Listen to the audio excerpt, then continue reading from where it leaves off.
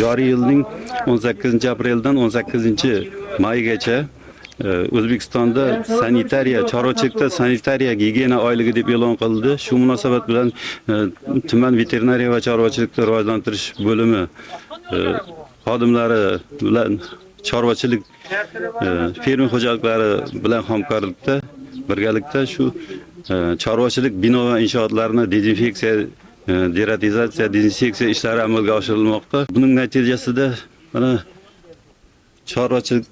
chorva mollarida uchraydigan o'ta yuqumli kasalliklarning oldini olib va ularning tarqalishi oldini olinadi.